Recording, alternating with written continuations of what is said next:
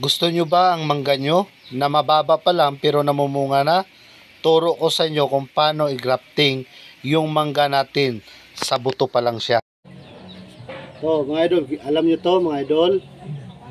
Ayan. Siyempre ito yung tubo na natin na mangga. Tapos ang gagawin ko dito mga idol, gagawin natin tong markot. Puputulin natin to dito. Tapos kukuha ako nung sanga ng mangga na yung pwede nang mamunga. Idudugtong natin dito. Dito natin putulin para maganda yung tubo niya. Subaybayan ito mga idol. Ililipat na namin to ha. Dito ko muna ito ilalagay para subaybayan natin yung ano.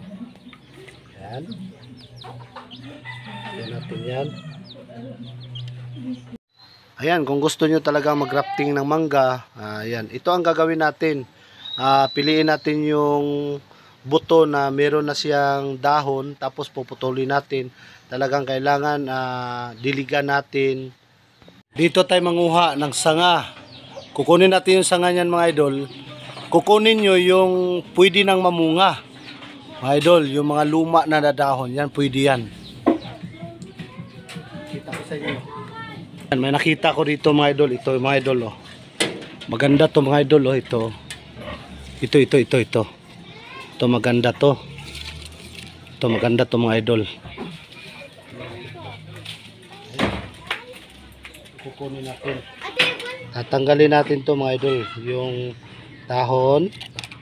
Yung dahon yan. Dito tatanggalin din natin yan mga idol. Kukunin din natin to. Ayan. Tapos ito. Yan o matitira o. Tapos ang kukunin natin dito lang banda. Tuloy natin yan. Kukunin natin tong ano. Ito na side. Kukunin natin to rito.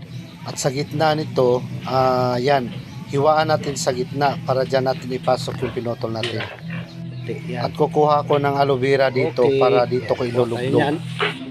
Pagkatapos putulin natin yung gitna kung saan po yung napili natin. Malit lang.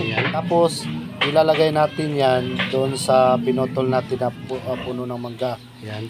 Ilulublog ko dyan sa aloe vera. Pagkatapos nyan, ilalagay ko sa hinati kong mangga. At pagkatapos nyan, tatalian natin siya. Kailangan mahigpit yung pagkatali niya para walang sisingaw. Para yung lahat ng vitamins nito, para rin siyang nakadikit. Para pagdating ng araw, pagtanggal natin yan, talagang magkakaroon siya ng mga seedling o yung mga dahon niya. Ito yung kagandahan dito, kailangan kahit plastic lang. Babalutin natin dyan sa ibabaw.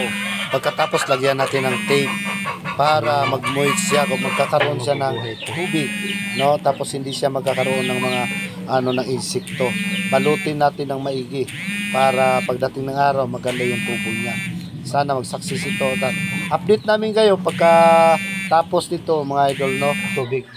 Siguro mga 25 days o 20 days update namin kayo dito.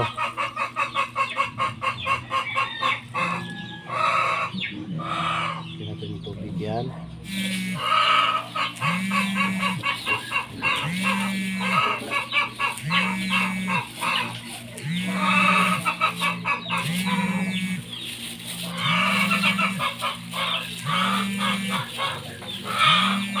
Tapos balot. Tapos balot yan.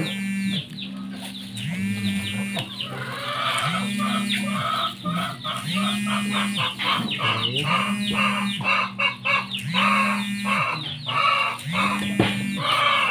Ayan na. Natin to. Next na araw po. Ito na siya. Update namin kayo pag yung markot natin mag-success. Pag mag-success, gayahin nyo na.